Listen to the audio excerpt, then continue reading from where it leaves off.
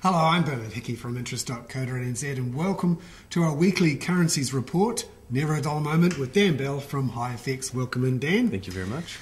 And today we look at what's happening with the New Zealand dollar up at a 4-month high versus the US dollar. Let's have a look here at our charts. We go straight to the charts and a really big spike up here towards that 81.8 mark.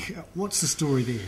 Yeah, so another big rally on Friday night, and after Thursday night's weakness following the ECB's announcement, where they didn't really say much or do anything, to be honest, the New Zealand dollar had come under some selling pressure. But then on Friday night, we get comments from the Spanish Prime Minister that perhaps they will seek a bailout, depending on the conditions. And the theory is then the European Central Bank will go, since they've asked for a bailout, we'll let the rescue funds bail you out, or we might jump in and buy some bonds as well. Exactly. So, as perverse as it sounds, the fact that Spain might seek an official bailout has been seen as a huge positive for the market. We've seen risk on across the board. Spanish stocks were up over 4%, equities in Europe all up across the board. The S&P 500 in the States was up almost 2%.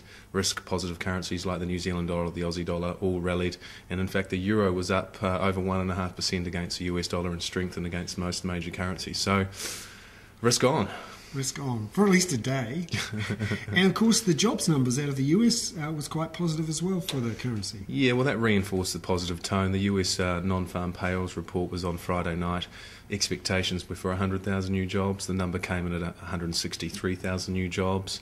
Unemployment's remaining steady around 8.3%. But yeah, better than expected jobs numbers from the US and giving equities a little bit more of a boost, and that's been supporting the New Zealand dollar as well. So we seem to have jumped into this new region, 81.8. Put that into context for us about what sort of ranges we've been trading in and how it fits into the general scheme of things. Yeah, well, it is quite key. This little break higher. I mean, we've seen the range in the New Zealand dollar over the last 6 months or so. I mean, we earlier on in the year we did get up to just over 84 cents, but for most of the year we have traded under that sort of 82 level. So a break above 82. I mean, we see a lot of resistance around 82 up to 82.50. And personally, I think it's unlikely that we're going to sustain a rally back up to those post-float highs which we had last year, particularly given the way commodity prices have been playing out lately. So despite the sort of risk-on sort of day-to-day moves that we're seeing, the overall trend, particularly in commodity prices, has been lower. So difficult to justify the New Zealand dollar at these levels when commodity prices on average are off over 10% from the same time last year. Yeah, you must have a few grumpy farmer clients who are looking at commodity prices, dairy, wool, meat, coming down quite a lot, but the currency's gone up. In theory, when commodity prices come down, the New Zealand dollar is supposed to come down as well and cushion the impact of that. Exactly, yeah. And back at the end of April, we had the Reserve Bank actually point out that the currency seemed too strong or stronger than the fundamentals would specify, and even suggested that it might cut interest rates to offset the effect of the strong currency. Now that was back in April when the currency was up over sort of 82, and looking at the trade weighted index, which is what the Reserve Bank tends to look at, because that takes out the effects of one currency moving more than the other. Yeah. Last time we were back here, we were up at 73 or so. Now we're back up at 73.5 or so. Yet commodity prices are down 20% in the meantime. Is there a risk, you think, the Reserve Bank's going to have a look at this? I think it's certainly going to be playing on their mind. I mean, we have a new governor coming on board, obviously, in the next month or so. So it's going to be interesting what he has to say in his first monetary policy statement.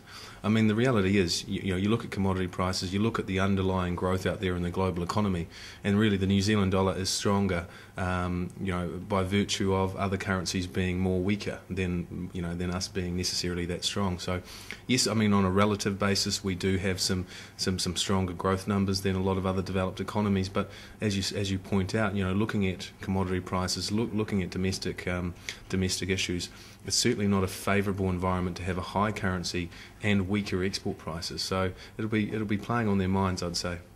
And just looking back way into the past, 4 or 5 years before the global financial crisis, we've got the New Zealand dollar hit a peak here of 76 in to late July 2007, and that's when the Reserve Bank actually intervened to sell the New Zealand dollar. And you can see, woof, down it came.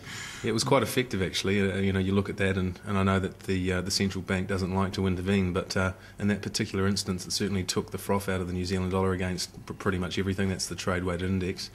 This time around, they're going to be looking at the offshore situation and what the global central banks are doing. The problem is it's so difficult when you look at places, like the US, where they've got this, quantitative easing in place, and the UK, where they've also got their own form of quantitative easing. Europe probably is going to have another form of quantitative easing anytime soon. So very difficult to push back against these large central banks who are effectively playing a game of trying to weaken their currency and print money. Just to emphasise it, here is the ANZ Commodity Price Index. Remember back towards the end of April, the Reserve Bank was saying, hey, it looks like the currency's a bit too strong. Since then, the commodity prices have come off, that 10% or so. Yet, when you look at the New Zealand dollar, it's up substantially. Yeah, it is. So looking ahead for the next week or so, what sort of things will the markets be focused on? Well, I've actually got New Zealand employment figures on Thursday, so that's the household labour survey. So we'll get the unemployment rate and we'll get jobs growth for the second quarter. Expectations is for the unemployment rate to come down a little bit to 6.5% from 6.7%, and for a little bit of jobs growth. I don't think anyone's looking for significant jobs growth because obviously it's still pretty sluggish out there. So that's on the local front. From Australia, we get the Reserve Bank of Australia tomorrow afternoon, where they're expected to keep their rates unchanged at 3.5, but we'll be watching their comments quite closely because the market is still actually pricing in 75 basis points of rate cuts from the RBA this year, but recent data from Australia has been a little bit better than expected. Later on in the week, actually, we get quite a big dump of data from China, including industrial production, CPI, retail sales on Thursday. So China's always interesting now. Obviously, we all know that we've got a huge relationship with China from a trade point of view, so we'll be watching that quite closely. And also, I think, further comments from Europe, as we all know, the headlines are not going to go away. Whether we get more information from Spain about this so-called admission to needing a bailout will be interesting. And obviously anything that the Germans have to say, because they seem to push back on anything positive when it sort of starts to develop any momentum. So that's the key, isn't it? Even if the Spanish say, yes, we want a bailout, and the ECB president says, yeah, we'll help you out, you still don't really know what the Bundesbank and the Germans think, do we? No, we don't. And I mean, it's summertime up in the Northern Hemisphere. The Olympics are on. I think, there's a little bit of sort of Northern Hemisphere summer trading liquidity going on, where you tend to get big swings because there's not as many people in the market. So that I think will also have an impact on the currency going forward over the next few weeks. We've also had quite a lot of earnings reports out of Wall Street over the last few weeks. That's going to be coming to an end over the next week or so. And net sort of, I think, more than 60% of S&P 500 companies that have reported in the States have beaten expectations this quarter. So, we've seen this underlying sort of positive move in Wall Street also supporting risk appetite. I think the risk is that as we get into the third quarter and as a lot of those earnings get updated, the future earnings forecasts are actually starting to look pretty average. So whether we see a turn in the US equity market, that might have an impact on the currency as well. Meanwhile, it's a great place to be, New Zealand, according to lots of investors as well who are putting their money here. And as we can see that with the currency.